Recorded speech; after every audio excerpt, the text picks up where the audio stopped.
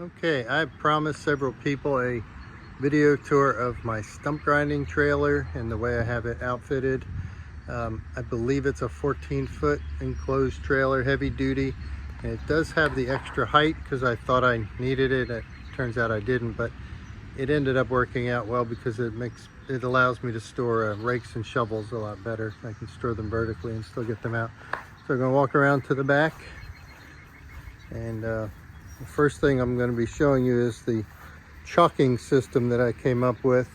Of course, the grinder's not in there right now. I have an RG55 track, and so when it's in there, I use this 4x4 to chalk it against the rear of the tracks, and it's adjustable because it doesn't always go in, perfectly the same every time.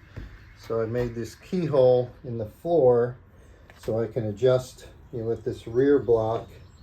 This is the chalking 4x4 post, and then I can adjust it and tighten that with the wing nut.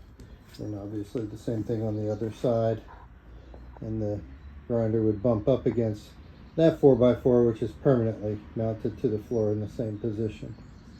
Okay, and then so coming back out to the rear, I put a light switch in there from Harbor Freight. It works well. I have several of them in here. I have my stump removal sign that I will set up as soon as I get set up at a customer's place.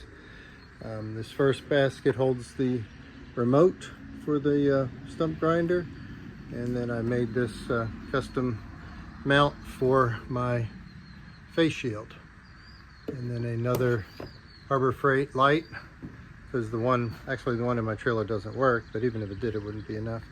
And then on the left are my deflection boards, or whatever you call them. They're homemade. I just found that easier to set up and more effective than the screening and those temporary pull things. They just didn't give me a warm fuzzy that they were going to work. And then moving back, I've got on the left the extra grinder teeth are in that ammo box, trash can, paper towels, and then I just put that divider in that gasoline and oil storage thing. It's on a waterproof tray in case anything spills and things are moving around, so I put that one by across there so they won't shift around so much. And then going up the shelf, which of course I built into the corner, I've got all the miscellaneous tools for my chainsaws. That's some marketing material, some tape measures, and hearing protection with my sticker on it that I will give out to landscapers and tree guys. A little place for my gloves. And then this little thing here is extra batteries, for the remote and things like that. Chaps and two different chainsaws, a 20-inch and I think a 14-inch, which I'd like to get a bigger one someday. And then the backpack blower, the steel backpack blower. I'll upgrade that someday. Rain protection there, just a raincoat. And then I made this hanger for the extra chains for the chainsaws. Make sure I always have a sharp chain with me. And the one on the bottom is a ripping chain in case I need to cut vertically through a stump or a log. And then this is what someone was asking about today, the storage of the hand tools. And I had to custom make this so I could make efficient use of space. First of all, that's a general toolbox with the grease gun and that kind of stuff in it. But this is really a 3-layer. There's a set of spots in the back, a set of spots in front of that, and then a set of holder places down low for the shorter things. The thing on the left is a metal detector, one of those hand metal detectors from Harbor Freight, and I use some flags to mark things that I want to be able to see even after the chips start flying. And then all the normal hand tools, rakes and a shovel, etc. And then on the left, this is as soon as you walk into the side door, I've got another gas can here because that's something I'm going to use every day on a big day.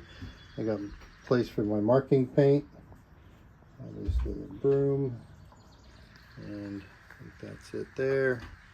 And then over here, the holder on the left is a place for clipboard, and then pens and pencils. And then over here, I wish I had some Pendaflex files in there, but that's a Pendaflex set up to hold Pendaflex hanging folders, so I can always have a set of quote forms and things like that there.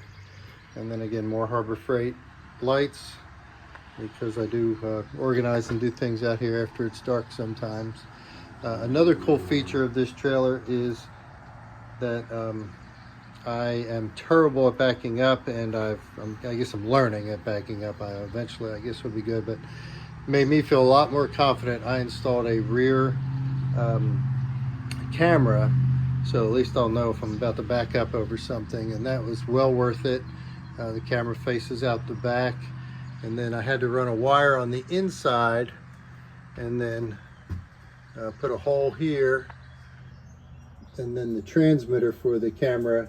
Of course, it's a wireless camera. The transmitter for the camera goes on the front of the trailer, and then it is received by a GPS system that is, the more modern GPS systems will allow a backup camera to be utilized. So this is a video tour of my trailer for stump grinding and the way I have it set up.